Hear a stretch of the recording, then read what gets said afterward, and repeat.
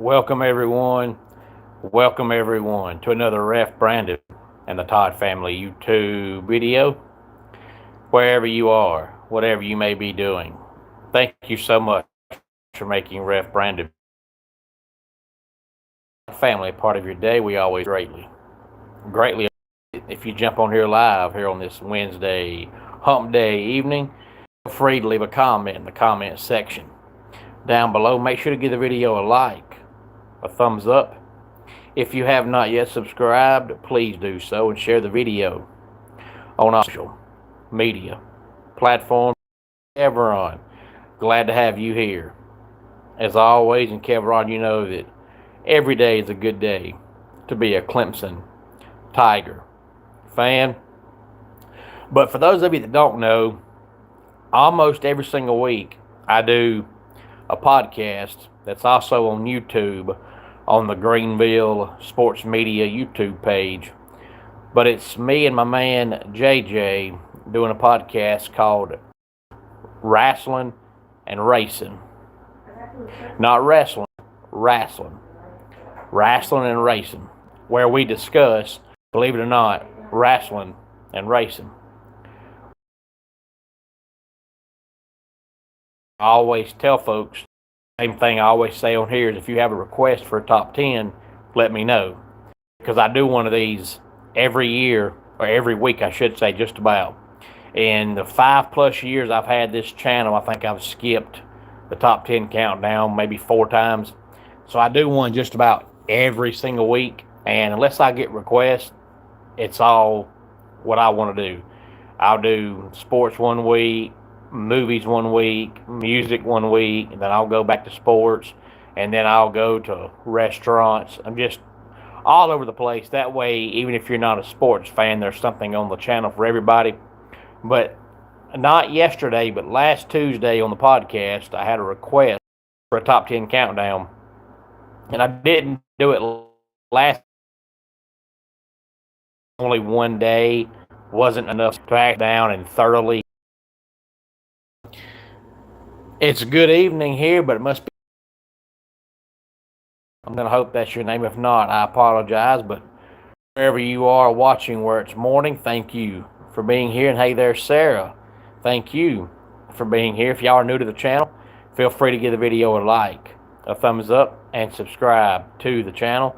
And tell your friends, tell your family about the channel. Make sure to click that bell so you'll be notified whenever I go live. And share the video on all social media platforms. But the guy that requested it, according to my man JJ, his name is Daryl, I believe. And Daryl knows Clemson fan, so he requested this. This was not my idea. So y'all don't watch this. Clemson fan, gonna talk about Clemson. I am, but it's not wanting to talk about Clemson. It was a request somebody had, knowing that I'm a Clemson fan. And it's specifically Clemson football. Remember that I started watching Clemson football in 1996 on New Year's Day when I was 11 years old. So I've been watching Clemson football for a little over 30 years. And in that 30 years, I've probably missed 5 games. And when I say missed, I just couldn't watch for whatever reason. Now, being in the wrestling business, most of the time now I have to record the game and either watch it, late Saturday night when I get home, or Sunday afternoon, or Sunday night, or whenever. But I watch it, but I don't get to watch it live. But every once in a while they'll play a noon game that I'll get to see before I leave the house. But in 30 years of watching Clemson football, there's been, a family emergency, or one time maybe they're on a channel that at the time I didn't have, or the game got blacked out, or something like that. So occasionally I miss a game, but 30+ years I've probably missed games. But he requested that I do top 10 Clemson games that I was most excited to watch. Whether I was excited in person, going to the game, or most excited to watch on TV. So these won't all be games Clemson won. and maybe I misunderstood what he was. I apologize, but to me, most excited means it's game going into the game excited to watch. So when you're going into a live game and you're excited to watch it, well, then you don't know going into it whether your team wins or loses. Obviously, when your team loses, of course, you're not as excited afterward. But when you watch it live, going into it, you don't know if your team is going to win or not. So these are just games that, whether my team won or lost, I was the most excited to watch. And there's one on here that and I'll talk about that when I get to it. But it's just 10 Clemson games that I was most excited to watch. On some of them, I wrote down the score, but on some of them, most of them, the score doesn't matter because it was just me excited about watching the game, and the score didn't matter. And Reed, if that's all you can say, you can go to else's channel. I love comments, but if you're just going to flood the comment section 9,000 times with the same word, there's no point in commenting. But number 10 was the 1999 Humanitarian Bowl. And Clemson wasn't very good that year, but I was excited about the game because, for one, I was a huge Woodrow Dantzler fan, and for two, they played that game in Boise, Idaho, which that bowl game has changed its name 5,000 times over the years. But, back in 99, Boise State was not very good. So the blue field and the blue turf was just something that people didn't see a whole lot of. So even though Clemson was 6-5 that year in the regular season, I was just excited going into it because in 98 they were 3-8. Now, of course, nowadays everybody goes to bowl games, but back in the 90s you had to at least have a winning record to go to a bowl game. Back then you played 11 games in the regular season, so you had to win at least 6 to go to a bowl game. So coming off of 3-8, 98, I was excited to just be in a bowl game, even if it was the Humanitarian Bowl. And then the fact that it was played on blue turf made it even better. And if memory serves, it actually snowed during that game, but I could be wrong. Number 9 was the 63-17 win over South Carolina. And I remember excited heading into that game because Clemson was really good that year, and South Carolina was just not very good. And if you look at the overall history of the series, Clemson has dominated the series, and that's why a lot of folks don't call it a rivalry. Now, if you live in the upstate of South Carolina, or if you live around Columbia, it's a rivalry. But to the outside world, outside of South Carolina, it's not, because the Gamecocks would have to win like 30 straight years to even be close to competitive. So most folks don't call it a rivalry because it's been dominated by Clemson.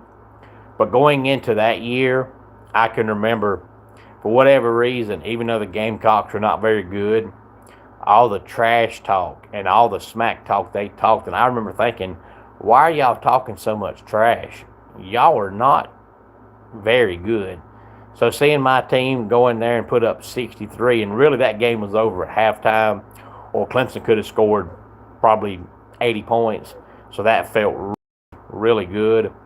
2002 was a win for Duke, and I wasn't excited about playing Duke because Duke was not very good. They had lost 13 straight ACC games, and Clemson was hovering around 500. So really it was a battle of two not very good football teams.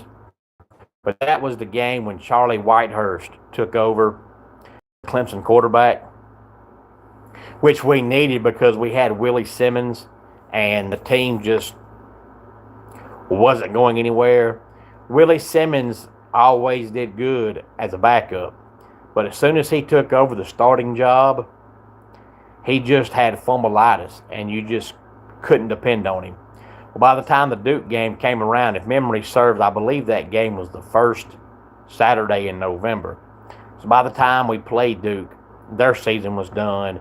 Our season was done. So winning or losing didn't matter. It was time to look to the future. So Tom went to Charlie Whitehurst, and I think he had 425 passing yards that game. And you could tell right away that he was going to have a huge career at Clemson, which he did. And he might be my favorite Clemson player of all time. I'd have to sit down and think about it. But if he's not my favorite, he's definitely top 2 or 3. Number 7 was the following year, 2003. We won the game 26-10. And this is the game that I went to. This was the Bowden Bowl, number 5, when you had Tommy Bowden versus his father, Bobby Bowden. Now, a lot of people thought going into this game that Tommy was on the hot seat. I've never thought that. I still don't think that, but of course, it's never been confirmed or denied. So I'm just going by my own personal feelings, but I don't think he was. But a lot of folks thought he was on the hot seat. And this is the game that I went to, and I was excited about it because a friend of mine, who is still a friend of mine today, had never, ever been to a college football game.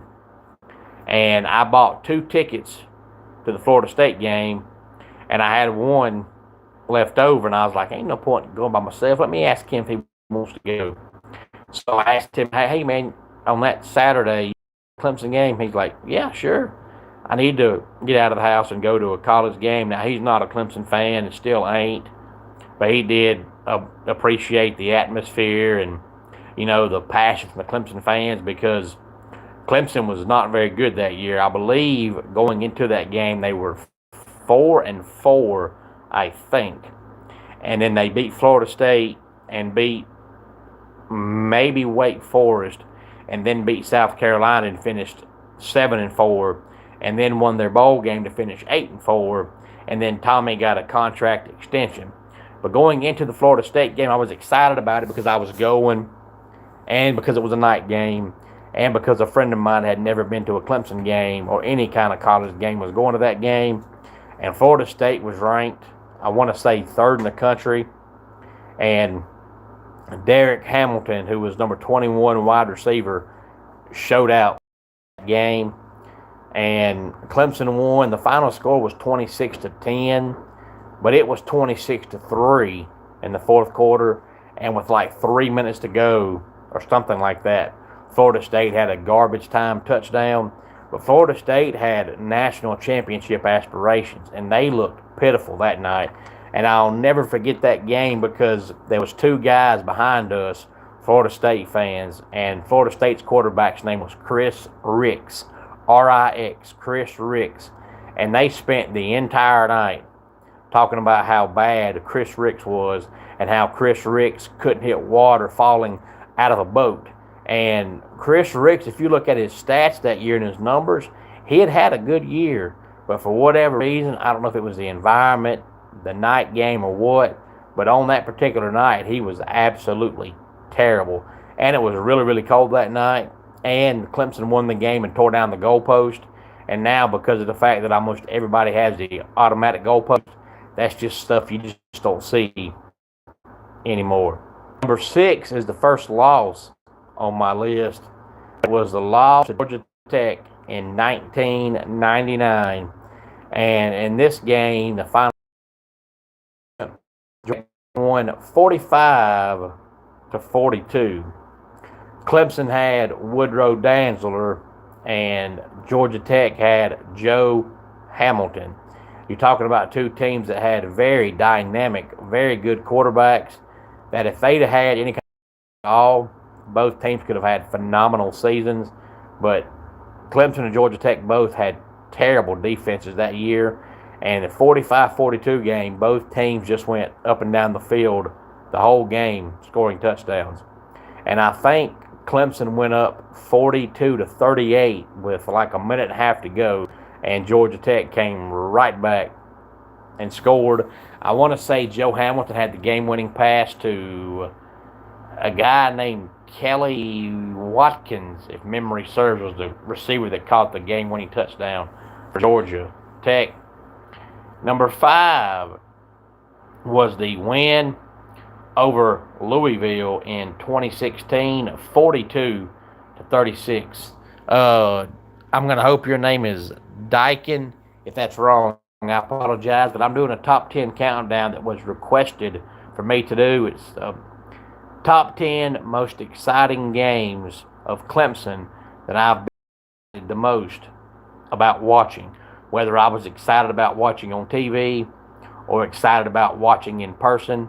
It's just the 10 games that I was most excited to watch as a Clemson fan. I always take requests for top 10 countdowns, so this was requested last week, and I didn't want to do it last week thinking it was too much of a short, quick notice, and it was something I needed to actually sit down and ponder about, because I could think of hundreds and hundreds of games that I've been excited to watch, so I had to narrow that down to 10. But number 5, the reason why the Louisville game's on the list, if you recall, that was the year Louisville came to Death Valley, and Clemson had Deshaun Watson, and Louisville had Lamar Jackson, and everybody talked about both quarterbacks being Heisman finalists, and it might be 2 of the best quarterbacks we've ever seen.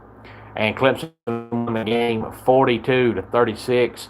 And if memory serves, in that game, Louisville ball late in the game, and I want to say Lamar Jackson completed a pass to the Clemson about 9-yard line. The receiver was wide open right across the middle and didn't run out of bounds, and I think Louisville was out of timeouts, but I think they got down to the Clemson goal line, and Clemson held them out to win the game 42-36. Now, Deshaun Watson was amazing in college, but he had about 2, maybe 3 good years with the Houston Texans.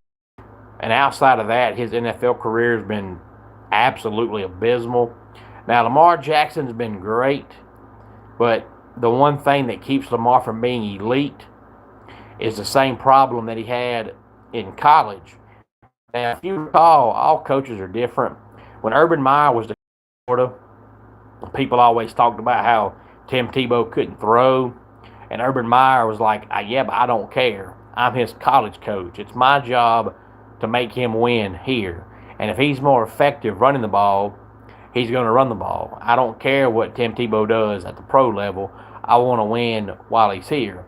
Well, Petrino was at Louisville. Petrino's mindset was different. Petrino tried to turn Lamar Jackson into a pocket passer, and everybody thought, what are you doing?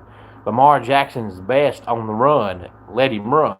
But Petrino was saying, hey, this guy has NFL potential, but he's going to have to get better at football. And that's still his problem. He's good, but he's only good if Louisville can run the ball effectively. Not Louisville, the Baltimore Ravens can run the ball effectively, and he only has to throw the ball when he wants to. But if their defense struggles, they can't run the ball because the other team has stacked the box and forced Lamar Jackson to throw, he just can't do it. He still can't. And that's the one thing that's always held Lamar back from being an elite quarterback. Number 4 is a game I was excited about because it was the national championship.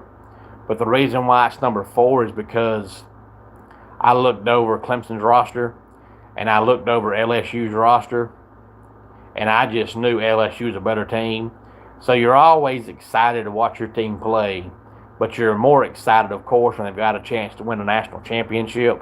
But then when you look on the other side and you realize how good the other team is, and well, national championship, but we ain't got a shot.